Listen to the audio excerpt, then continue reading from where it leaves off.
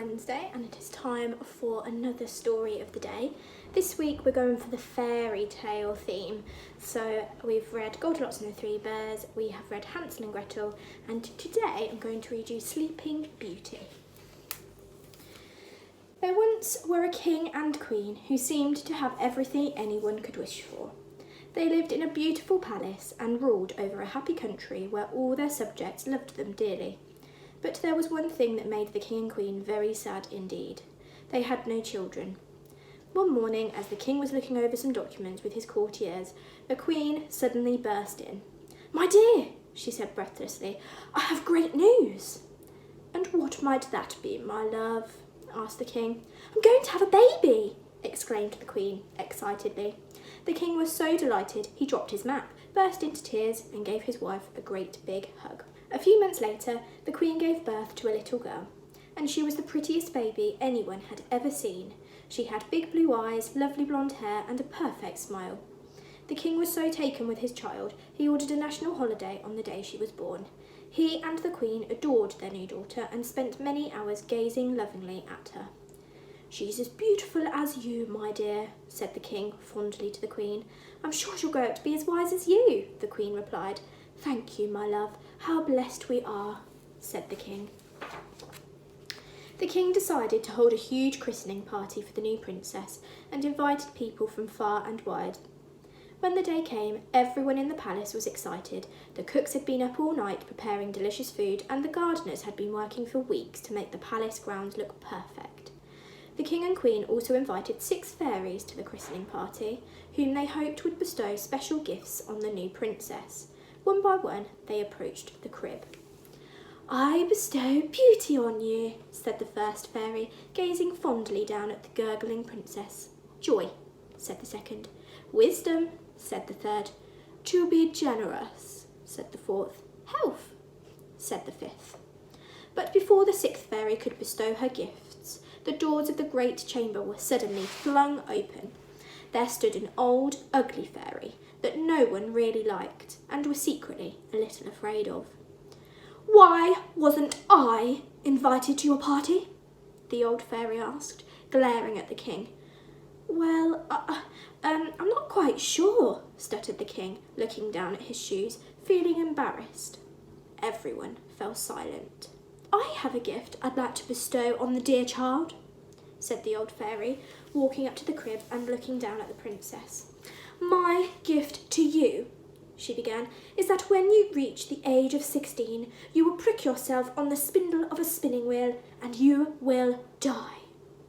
And with that, she turned around and walked angrily out of the palace. The poor queen burst into tears. Then a lovely clear voice rang out. It was the 6th fairy.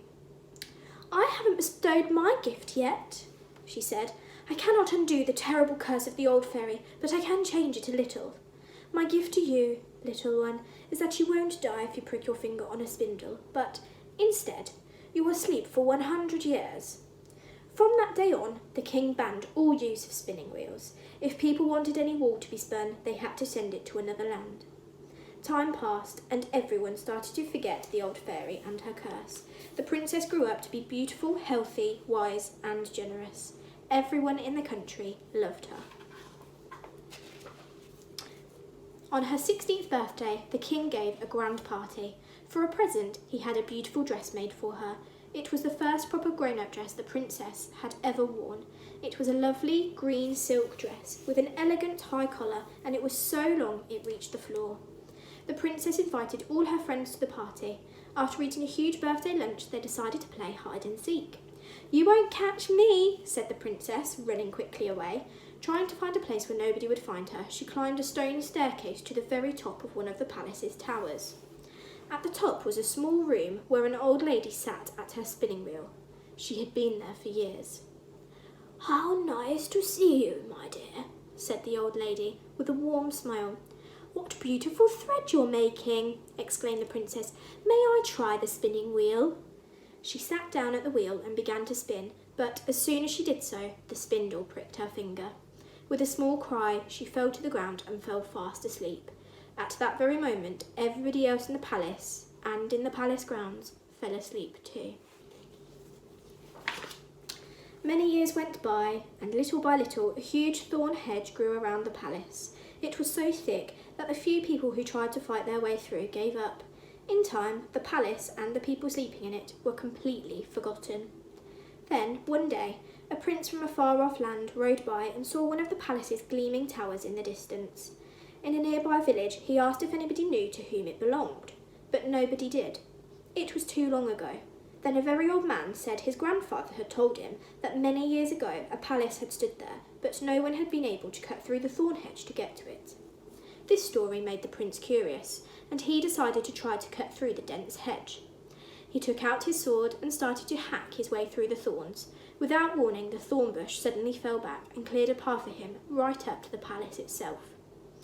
To his great surprise, the prince saw people draped all around the grounds. They all seemed to be sleeping. The prince warily made his way into the palace. It was exactly the same inside, people everywhere, and they were all fast asleep. Treading carefully, the prince slowly made his way up the grand staircase, passing sleeping people as he went. At the top of the stairs was a large oak door. He pushed it open and couldn't believe his eyes. In front of him lay a lovely princess who was also sound asleep. She was so beautiful, he gasped out loud. In one swift move, the prince knelt by her side and kissed her gently on the lips. To his utter astonishment, her eyes slowly opened, and she began to wake. The prince looked into her deep blue eyes and realised she was the girl he had been waiting for all his life. At that moment, everyone else in the palace woke up too.